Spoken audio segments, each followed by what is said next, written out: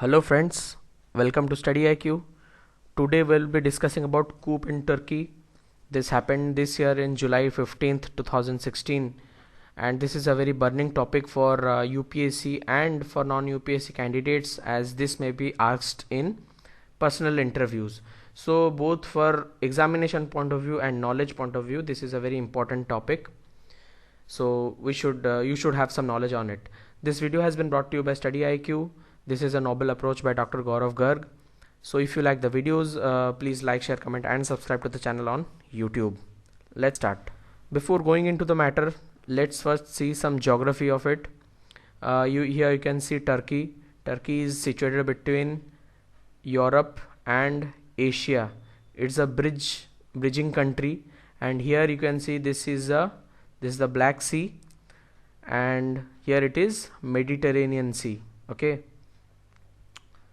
In UPSC, questions are generally asked about which countries they have the border with Black Sea, which countries they have border with Turkey. And as this year Turkey was in news, so there is a lot of chance that question may come from this region. So it is a humble request to you people to please make notes out of it about east-west orientation, north-south orientation, and countries which are encircling the Black Sea, the countries which share border with Turkey, or like these questions can be expected from this region. Okay, so please if you want, you can pause the video and take some notes out of it. So first of all, let's start the video with what is the meaning of coup. Coup is an illegal attempt to overthrow the people who are in power. Okay, let me explain it to you. Suppose there is a country where there is a government which is either elected or non-elected. What will happen if the people think that the government is not working efficiently according to their aspirations? What they will do? They will form a rebellion to overthrow the government setup. Okay, so this is called coup. Coup means when you are plotting against your own government setup. Okay, and generally coups are organized by military because all the access to weapons and knowledge about their operations is generally known to the military personnel. So coups are generally can be seen that it is done by military people. In French, coup means coup d'état, which literally translates to blow of the state, that is blow of the government mechanism, and it's a shocker for the government mechanism, such that it breaks down and a new government is formed. Okay, the coup that happened in Turkey, it happened against this person who is the current president of Turkey. He is Recep Tayyip Erdogan, and there are two sides of the story actually. There is one conspiracy theory and there is one direct theory that this coup happened against this person. Okay, and the conspiracy theory says that this person, he staged this coup to grab more and more power. So first of all, let's concentrate on one side of the story, that is, if this coup happened really, what were its reasons? There were basically two reasons. First is Recep Tayyip Erdogan is trying to destroy the secular fabric on which Turkey was formed in 1923. In Turkey, Islam is getting more and more preference than other religions. So this is trying to destroy the secular ideology with which Turkey was formed. Secondly, Recep Tayyip Erdogan is trying to bring in a presidential executive form of government, and he believes in concentrating power to himself.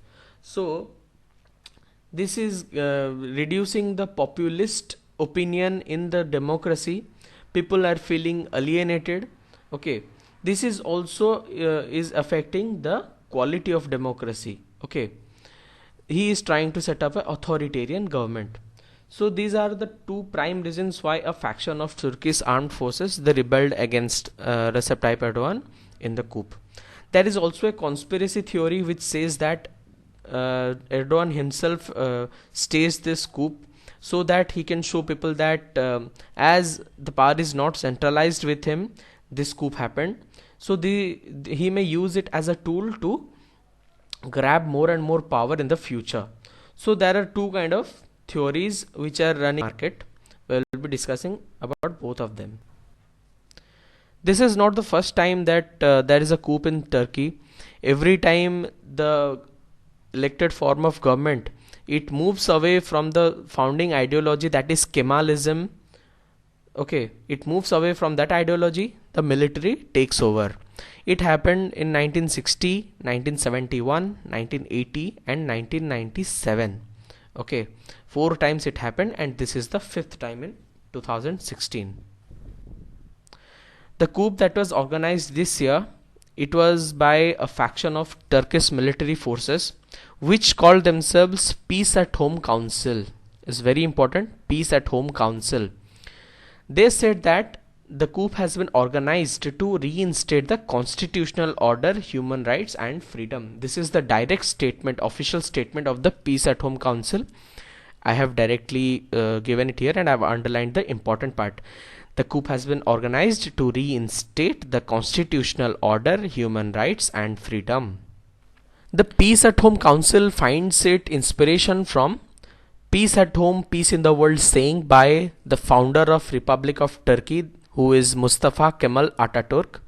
Ataturk is the title given to Mustafa Kemal as the father of Turkey. In Ataturk it is called father of Turkey. So this is a title given to him, and this title cannot be given to any other person in Turkey.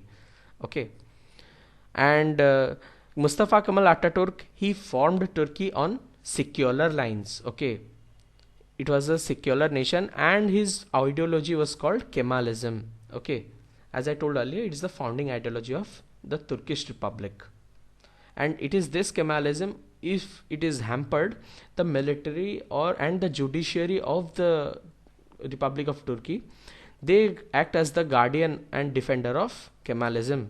Okay, whenever this thing is hampered, they take over the control. So on 15th July 2016, the coup occurred in Turkey. Mostly it was concentrated in 5 places, 5 main centers, important centers, namely Istanbul, Marmaris, Ankara. Ankara is the capital of Turkey, you should know it. Ankara, Malatya and Kars. Okay, and in Ankara and Istanbul, majority of the arrests and clashes, it happened in Istanbul and Ankara. As the drama on that day unfolded, there was a series of events. First of all, the pro-coup soldiers took the military leadership as hostage. They arrested them, they used them as hostages. The parliament and the presidential palace were also damaged. There was a constant shootout between the police officers and the pro-coup soldiers at Ankara and Istanbul. I told earlier that Ankara and Istanbul were the 2 main centers where the coup was happened, where the coup main action was there. And in retaliation, the Turkish Air Force, the government declared that there is a no-fly zone over Ankara. Okay, and it was done by the Turkish Air Force, and any unauthorized military aircraft that is by coup soldiers will be presumed as rogue. Lastly, after this drama ended, President Erdogan declared a 3-month state of emergency on Turkey. So let's discuss why this coup happened. First is ethnic and religious polarization. Ethnic polarization, it is against Kurds. Okay, let's talk about some history. Let's jump to World War I. Okay, after the World War I, there was an agreement called Sykes-Picot. I think you have seen Dr. Maipal Singh Rathor's video where he talks about Sykes-Picot. According to the Sykes-Picot agreement, there was no land given to the Kurdish people. Okay, so the land on which Kurdish people lived, it was divided between Iraq, Syria and Turkey. Okay, so there is a continuous uprising among the Kurdish population to give themselves a unique identity and a unique land to them. Okay, and they have also succeeded to some extent, as they have got a semi-autonomous area in Iraq called Kurdistan. Even in Syria, they are fighting for a country called Rojava. Okay, it will come have only Kurdish population. Same way, the Kurdish population is also fighting in Turkey, okay, and their main militia group is PKK. But the Turkish government has declared PKK as a terrorist group. So there is always a state of continuous clash between PKK and the Turkish government. What happens is PKK, it indulges in various terrorist activities which are occurring in Turkey. So there is a continuous ethnic polarization, religious polarization, in the sense the country's secular fabric is being destroyed, and Islam is getting more and more promotion than other religions. So religious polarization is also occurring. The new form of government, as I said earlier, the presidential form of government which Erdogan is trying to bring into Turkey, people fear that it will eliminate democracy. Elimination of democracy in the sense the opinion of people will not matter to that much. Okay, they will just be rubber stamp or puppets. Thirdly, in every matter, the AK party or Justice and Development Party, with which ticket Erdogan is the president, it dominates the political sphere. Okay, and this dominance can be seen that next slides will talk about. Fatehullah Gulen, who is being accused by Erdogan government, his party has been declared a terrorist organization. So AK party is dominating the political scenario of Turkey. There is also indiscriminate crackdown on academics and journalists. If the academics and journalists are under suspension, or they are under vigilance, so you cannot expect a transparent democracy, especially journalism, as journalism is considered as the fourth pillar of democracy. So if you are trying to break this pillar, I think the democracy will be able to sustain itself.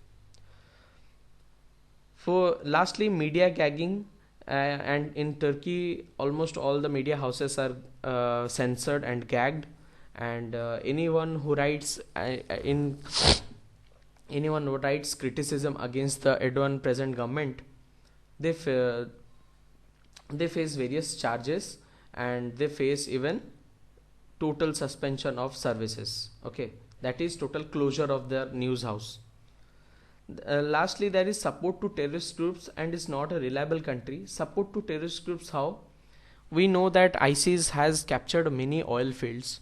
So what it does is Turkey buys cheaper oil from ISIS, and with this the ISIS finds a constant source of money, and with that money it is continuing the terrorist activities since last 5 years. Okay, 4 to 5 years you can say. So support to terrorist groups, and the international community has called Turkey as not a reliable country at all. Here are a few pictures of coup. You can see how the people have overpowered the tank. They have overpowered the military personnel who have organized the coup.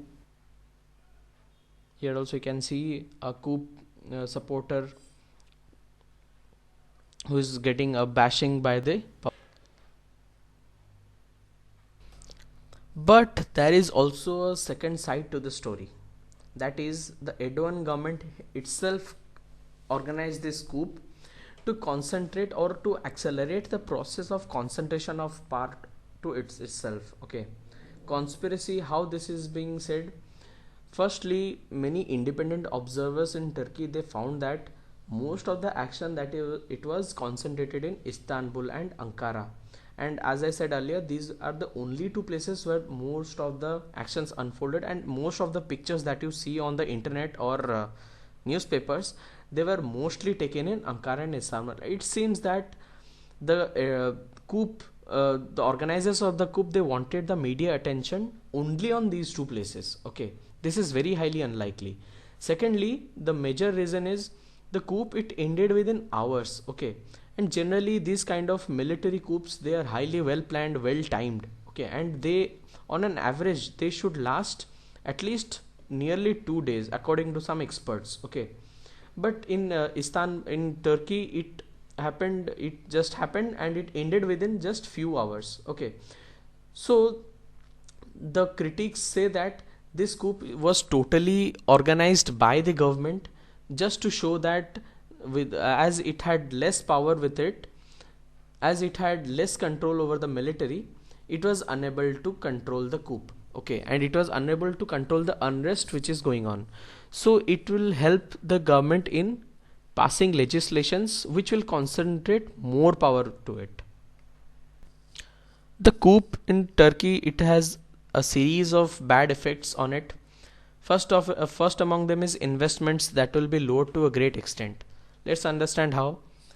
The investors, they are mostly from developed countries, or investors are nothing but businessmen, those who seek profit, those who see profitability in the investments.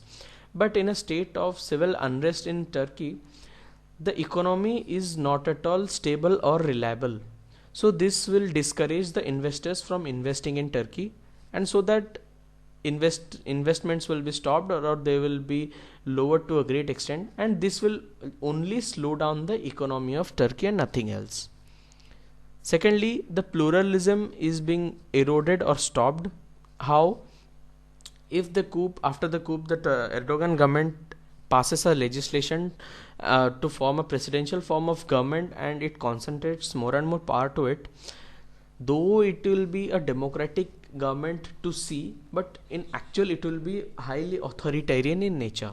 That is, the opinion of the people will not be taken, they will not matter to the government anymore. Thirdly, admission to the European Union will be hindered. How? The Turkey is being called as one of the most unreliable states. Okay, and this unreliability will lead to hindrance in the admission of European Union. And lastly, as I told, this coup as a effect, the government will use this coup as a means to form a presidential form of government. The person who is being accused by the Erdogan government behind this coup was Fethullah Gulen. Fethullah Gulen was once an ally to Recep Tayyip Erdogan, but after the 2013 corruption charges, they have separated. Fethullah Gulen now resides in Pennsylvania, USA, and Erdogan government is demanding extradition of Fethullah Gulen to Turkey, but it is not being accepted by the USA. But the things took really bad turns on March 4th, 2016, when Gulen's Hizmet News House and Zaman newspaper, which was the highest circulated daily of that time, they both were shut down. And the Hizmet movement, that was highly critical about the Erdogan government's functioning, it was declared as a terrorist organization. This took a really bad turn on March 4, 2016. Okay, and the Erdogan government is trying to accuse Fethullah Gulen behind this coup because of the retaliation of these two, shutting down of newspaper and the political party. Experts say that Italy can do 2 or 3 things at this stage to restrict the civil unrest in society. First of all, it should reactivate the peace process with Turkish Kurds. It should reactivate the peace talks between the Turkish Kurds, and it will lead to PKK stopping all the terrorist activities on Turkish soil. Secondly, Turkey should coordinate with the multinational coalition against the ISIS, and it should stop supporting the terrorist organization, and it should stop buying oil from ISIS, which is the main source of fund for the organization to conduct the terrorist activities in Syria. Thirdly, more pluralist involvement in the Turkish society should be encouraged. That is, the centralization of the power which is being advocated by the Erdogan government, it should be ended. People should be involved in the governance. This will lead to an assurance in the people's mind that the government is working for them and is not imposing its will on the people. Okay, so guys, this was all for the Turkish coup in Turkey, and if you like the video, please write in the comment box, and if you want videos in some topics, please do inform us in the comment box, and keep watching to the channel StudyIQ. Thank you.